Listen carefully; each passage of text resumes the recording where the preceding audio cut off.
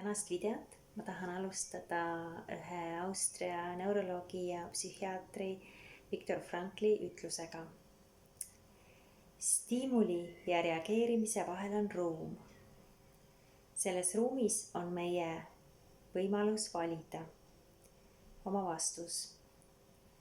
Meie vastuses peitub meie kasv ja meie vabadus. Ja täna ma tahangi rääkida sellest, et reageerimine versus siis teadlik vastus. Et suhetes, lähisuhetes eriti leiame ennast aeg-ajalt situatsioonides, kus keegi midagi ütleb või teeb ja see vajutab meie sees päästikuid, kus ebateadlikult me siis reageerime. Tihtipeale teeme sääsest elevanti ja süüdistame siis seda teist poolt loomulikult ja mitte ennast. Et kuidas siis sellises olukorras jääda enda keskmesse ja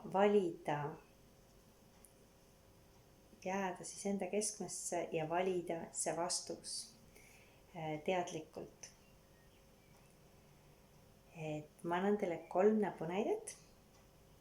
Esimene neist on ära usu oma mõtteid. Meie mõtted on väga reaalsed, aga tihti mitte tõetruud. Ehk siis kui miski on meie päästikud vajutanud ja me oleme seal reaktsiooni meeleseisundis, tihti automaatselt põgeneja võitleks meeleseisundis, siis need mõtted tulevad minevikust, tuginedes meie igasugustele varasematele kogemustele. Ja tasub endalt küsida sel hetkel, kui need mõtted tulevad, et kas see on tõsi, kas see on tõesti tõsi. Kui sul on juba meeles see küsimus esitada, siis üldjuhul sa suudad tulla sealt oma ego võitluse momendist sammuke tagasi ja märgata, et võib-olla tõesti ei ole tõsi need mõtted, mis mind hetkel ründavad. Ja number 2 on see, et me tulemegi tagasi sellesse praegusesse hetke. Ehk siis see, kui sa juba reageerid, näitab, et sa oled läinud minevikku ja võib-olla kujutad ette mingit kohutavat tulevikku. Ja sa ei ole enam kohal oma kehas ja selles olukorras. Ja mis aitab meil kõige paremini teadlikult siis kohale tulla, on oma hingamisele tähelepanu pööramine. Et see tundub hästi lihtne ja võib-olla tobe paljude inimeste jaoks, aga see on tõesti selline asi, mis ankurdab meid siia meie kehasse ja toob meid koju. Ehk siis võta lihtsalt kas või ainult üks sügav sisse hingamine, nina kaudu sisse, suu kaudu välja. Ja soovitame panna käsi oma südamele. Ehk siis hingame.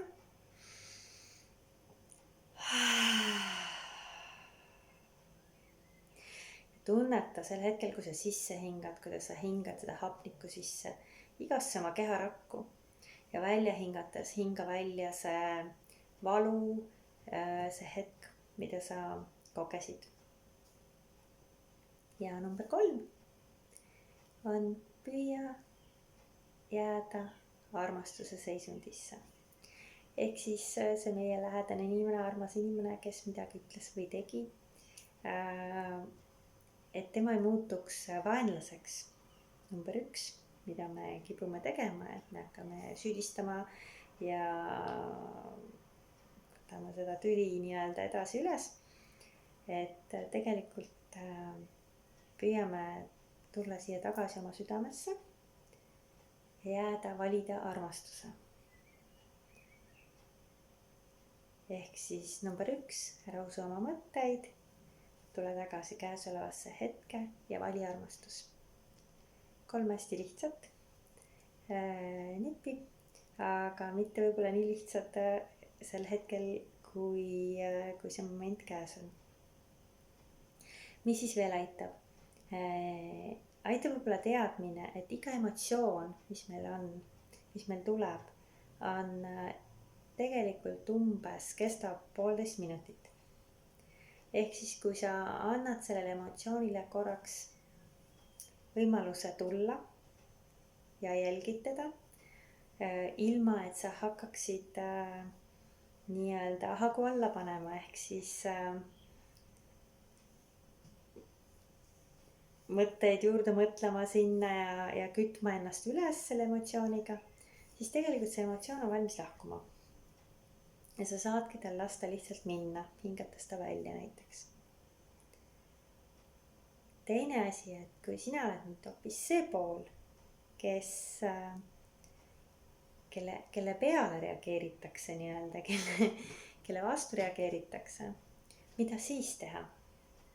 Et kui nüüd see teine inimene ei ole teadlik, eks, et ta reageerib, hakkab millegi peale sind süüdistama, mida saad sina ära teha, et see konflikt ei paisuks suuremaks? Ja sinul ma soovitan samamoodi praktiseerida kohalolu, ehk siis sa ei lähe sa ei hakka ennast kaitsma ega õigustama ega vastu süüdistama ega naeruvääristama teist, vaid jääd iseendasse kohale. Ja see, kui sina suudad jääda endasse kohale ja tõesti olla nii-öelda enda kõrgemas minas, ilma laskumata sinna väikse ego võitlusesse ja samal ajal jääda empaatiliseks selle teise inimese suhtes. Ehk siis lihtsalt lasta tal olla natuke aega, siis samamoodi see tavaliselt vaibub. Lihtne, eks? Ja soovingi siis kõigile ilusaid, rõõmsaid läbisaamisi ja teadlikkust ja kohalolu selles suvises juunikuus. Ja kohtume juba järgmine nädal. Tšau!